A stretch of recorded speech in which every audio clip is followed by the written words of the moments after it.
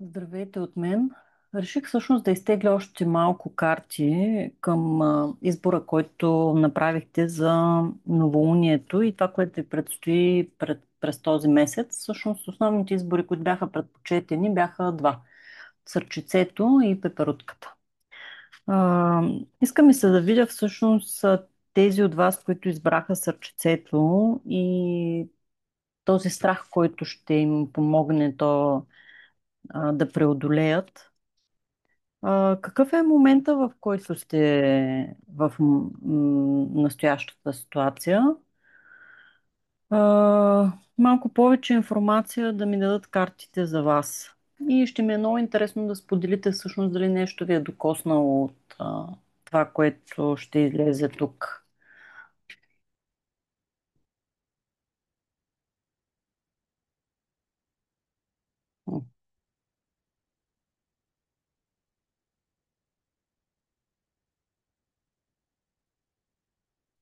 А,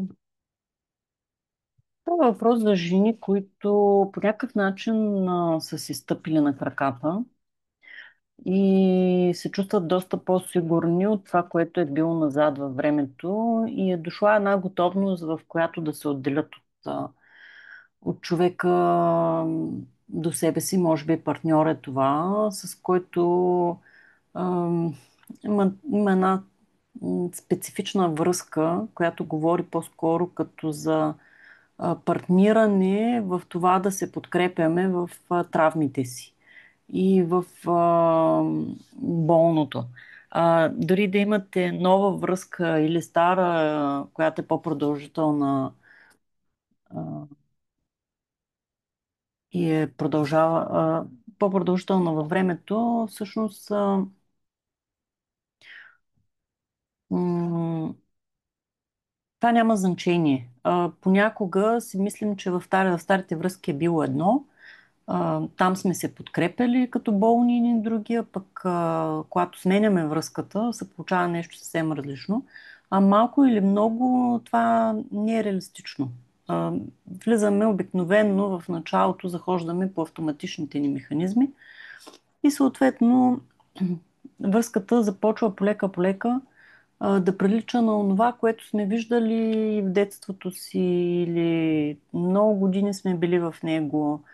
А, и няма нищо притеснително в това. Важното е да можем да го хванем като механизъм и да се опитаме да го променим. Всъщност, това правим с травмите си. Те не изчезват, ние не ставаме от ябълка банан. Всъщност започваме да ги опознаваме и да ги контролираме и да ги владеем малко по-добре. По-бързо да разпознаваме сигналите им и да променяме. А,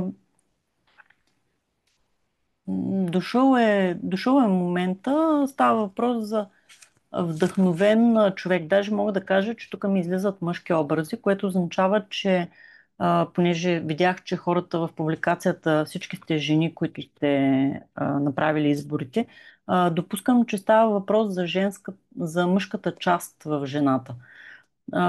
Тя някак си е готова да отстои човека и да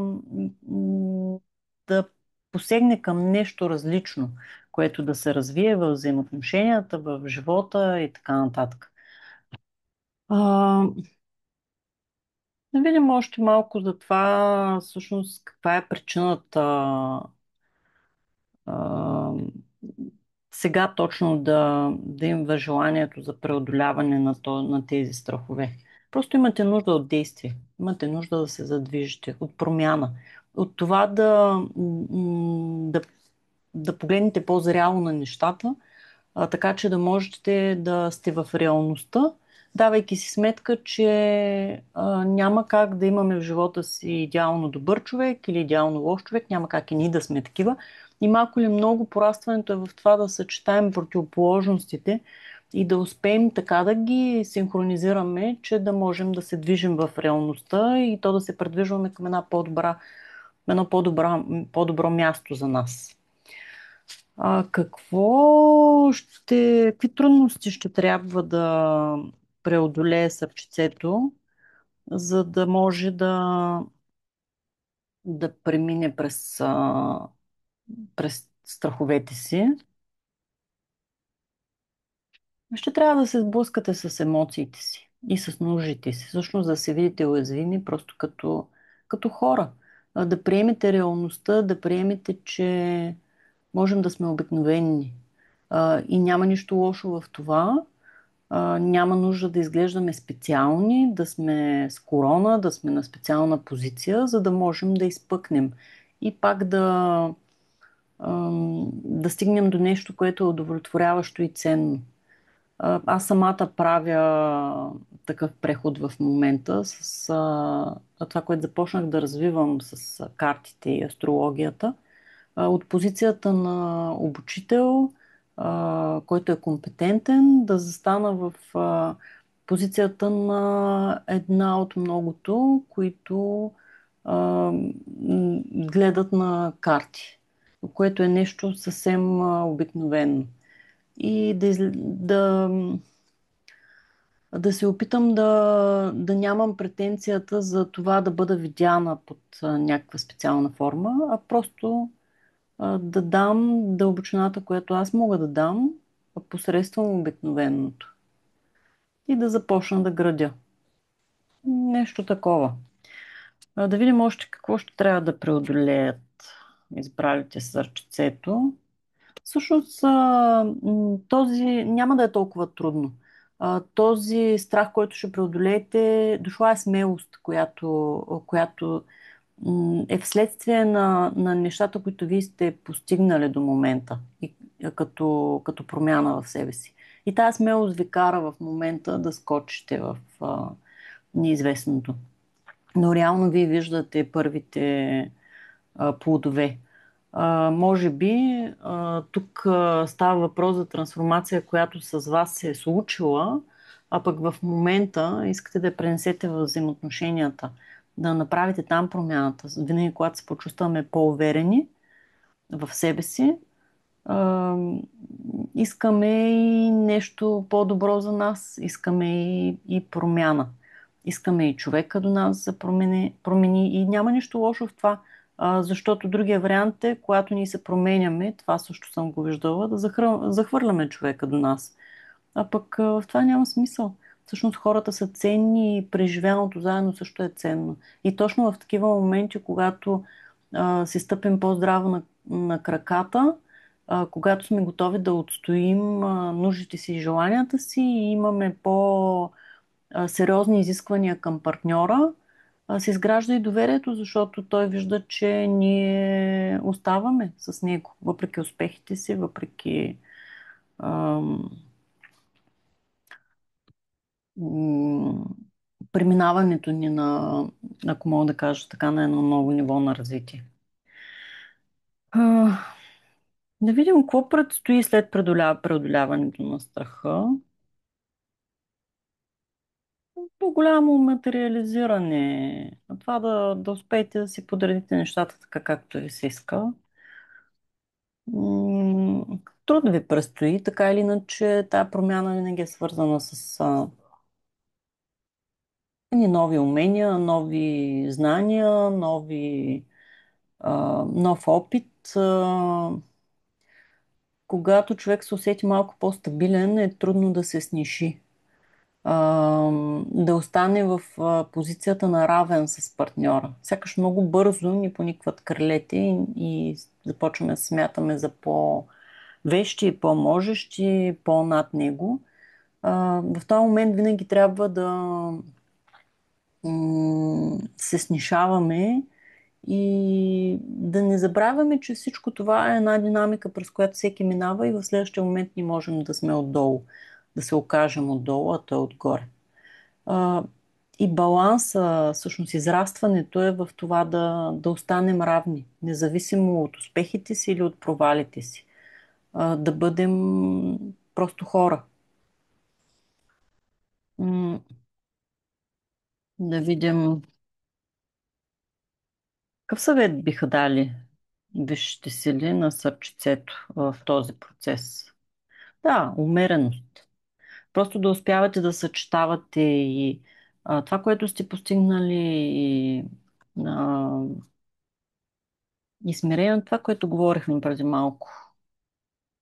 Да бъдете по-щедри към партньора си, дори той в момента да не е в най-изгодната позиция, в която се намира, или ако усещате по-голяма разлика с това, което се случва при вас, да имате търпение и да сте отворени. Спокойствие. Спокойствие. Понякога имаме нужда да погледнем нещата отстрани, да изчакаме, а, да кажем какво искаме, ясно да заявим какво искаме, но там нататък да оставим човека до нас да се справи. И какво предстои като бъдеще след скока?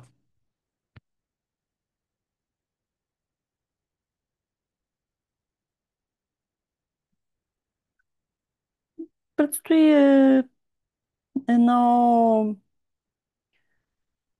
развитие, което би било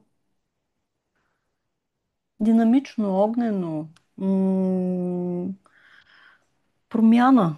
Промяна и стабилизиране на тая промяна. А, Преживяване на емоции различни.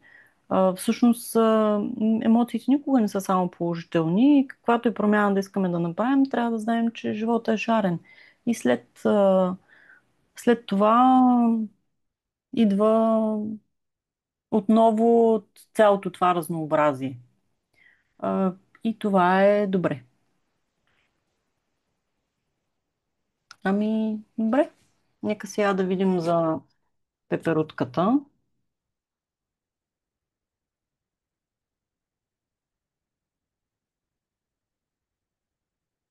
Пеперутката.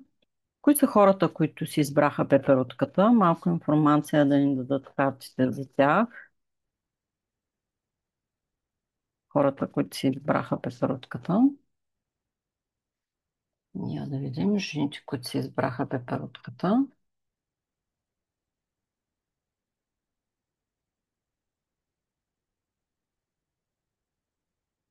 Какво се случва с тях?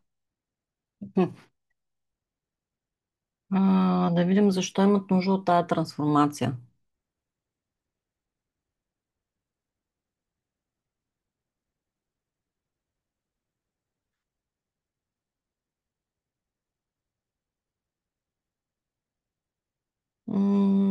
По някакъв начин живота ви е поставил в едно положение, в което сякаш и другите се променят около вас и неминуемо и вие трябва а, да взаимодействате с тях и да се променяте. А,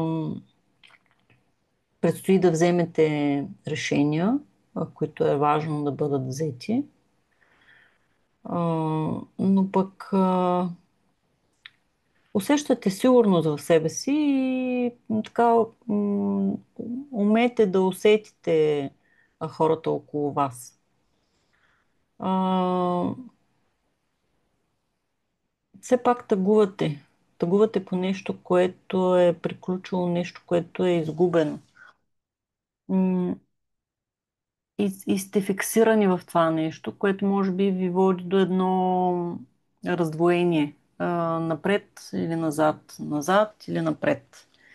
Да видим малко за какво е тая тъга. Всъщност, какво сте изгубили.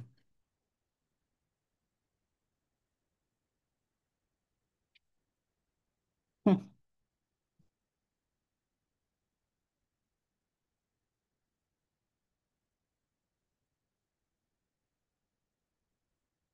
Нещо се е случило, което е било изненадващо или може би е било такова, което за кратко време се е случило и изведнъж сте се усетили предадени от хората около вас. Сякаш не искат да ви приемат с тази ваша промяна, която се е случила. Изведнъж всички са ви загърбили. И все едно, каквото и да направите, няма никакво значение. Така или иначе, ефектът ще бъде този и всички ще бъдат срещу вас. Това е вашето усещане. И това ви е отвело до моят канал. пътешествието на глупака, но пък това винаги според мен е хубаво, защото каквото и да ни доведе до това да тръгнем от нулата и да нямаме какво да губим и да можем да изразим себе си в една пълнота е нещо прекрасно. М, Да видим какъв съвет биха дали висшите сили за тази трансформация, която предстои на пеперутките.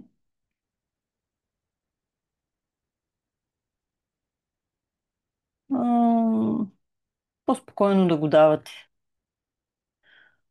А,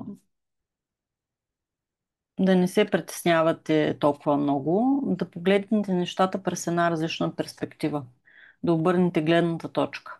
Да видите, че в крайна сметка, дори да изчакате и да сте пасивната страна, а не ви да инициирате а, връзка с тези хора, които да искате толкова много да приемат промяната ви. Всъщност всеки от тях има право да избере дали да продължи пътя с вас, с промяната, която ви се е случила. И би било едно уважение към другите да им се даде този момент, в който те да направят избор.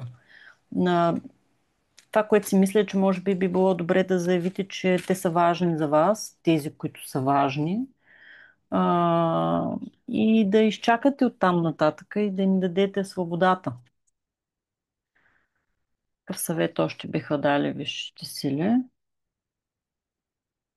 Да видите истината. Погледнете себе си, вижте истината, вижте всъщност какво е това, за което страдате, кои са тия хора, които губите, дали действително вие искате да ги задържите в живота си или просто егото ви е наранено от това, че не сте важна за тях, а всъщност може би и те не са толкова важни за вас. Или поне една част от тях. Да видим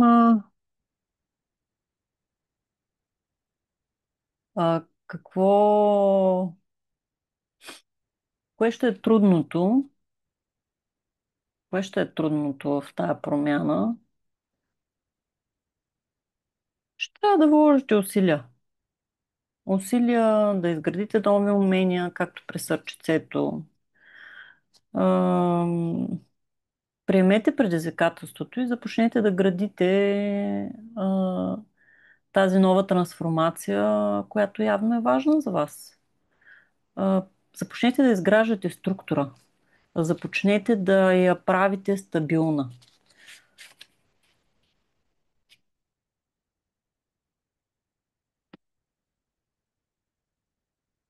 С усърдие, така малко а, дайте фокус в себе си и не дейте се вторачва толкова в авторитети, които да търсите и да ви носят сигурност. Вижте това, от което ви имате нужда, за да гарантирате за себе си и за да имате тази сигурност. Да видим какво всъщност ще дойде нататък след тази трансформация. Какво ще се промени след тази трансформация? Ще станете доста по-емоционално стабилни, по-толерантни към другите, да има обмен, да давате към тях. Ще се научите да балансирате, дори когато е нестабилно всичко това, което се случва. Т.е. да усещате, м, да боравите, да усещате и да боравите по-добре с енергиите, с емоциите своите, на хората, на партньора, на всичко това, което се случва. Защото човек, когато изгуби баланс, е много трудно. Докато когато преживява емоциите, успява да ги балансира, те му дават енергия. Добре, ще приключа така, за да не става много дълго видеото. Ще се радвам на обратна връзка. А, Все още не мога да излъчвам на живо, тъй като YouTube има изискване за 50 човека, които да са харесали канала. Но в някои моменти това ще се случи. Ще може да, когато и аз имам импулс, да идват някакви послания, които са за конкретния момент, такива по-спонтанни. Благодаря и до скоро.